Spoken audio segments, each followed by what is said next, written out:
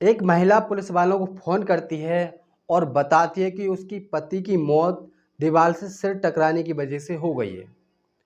Police वाले जब ये बात सुनते हैं तो तुरंत घटनास्थल की तरफ दौड़ पड़ते हैं और घटनास्थल पर पहुंचने के बाद देखते हैं कि घर के सभी सदस्य बुरी तरह से चीख रहे हैं, चिल्ला रहे हैं, रो रहे हैं। पुलिस वालों ने किसी तरह से घर वालों को शांत कराया। शांत कराने के बाद पुलिस वालों ने बॉडी को पोस्टमार्टम के लिए भिजवा दिया।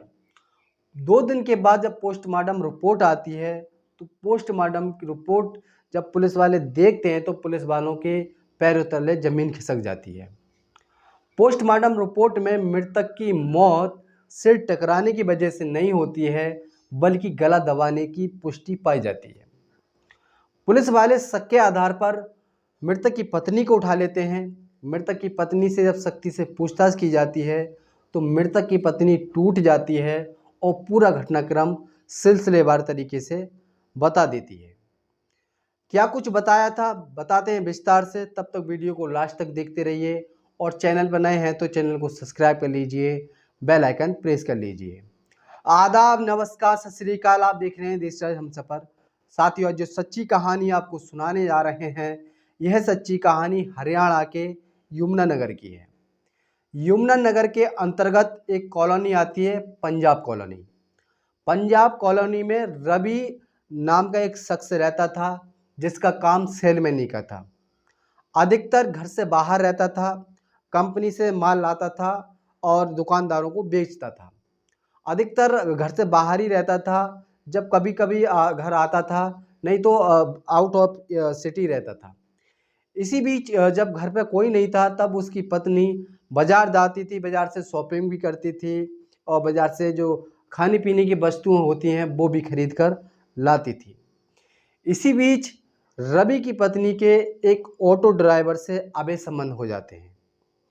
अवैध संबंध इतने घनिष्ठ हो जाते हैं कि रवि जब घर पे नहीं होता था तब रवि की पत्नी ऑटो ड्राइवर को अपने घर बुलाती थी और उसके साथ नाजायज संबंध बनाती थी।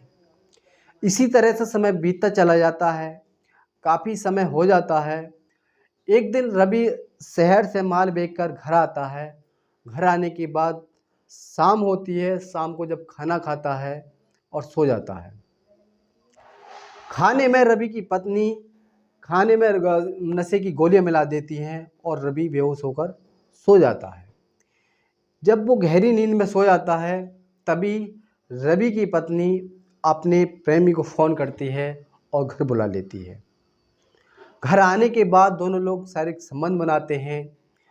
शारीरिक संबंध जब बनाते हैं, काफ़ी समय हो जाता है, तब रवि की आँख खुल जाती है। जब वो देखता है तो उसके पैरों तले ज़मीन खिसक जाती है। वो देखता है कि उसकी पत्नी किसी पराये मर्द के साथ अवैध संबंध बना रही है। वो गुस्से में अपनी पत्नी को मारता है, पीटता है। तभी पीछे से रवि की पत्नी का प्रेमी आता है और उसका गला दबा देता है।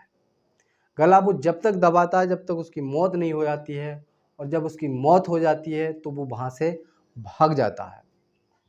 रवि की पत्नी पुलिस वालों को फ़ोन करती है और एक मनगढ़ंत कहानी बताती है। मृतक की पत्नी के आधार पर उसके प्रेमी को और मृतक की पत्नी को पुलिस वाले दोनों लोगों को गिरफ्तार कर लेते हैं। गिरफ्तार करने के बाद दोनों को कोर्ट में पेश करते हैं और कोर्ट उन्हें जेल भेज देता है।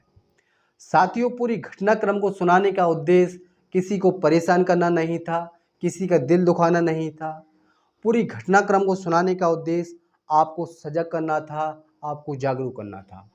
आप कहीं भी रहें, सुरक्षित रहें, सावधान रहें, अपना और अपने परिवार वालों का ध्यान रखें और देखते रहें देशराज हमसफर।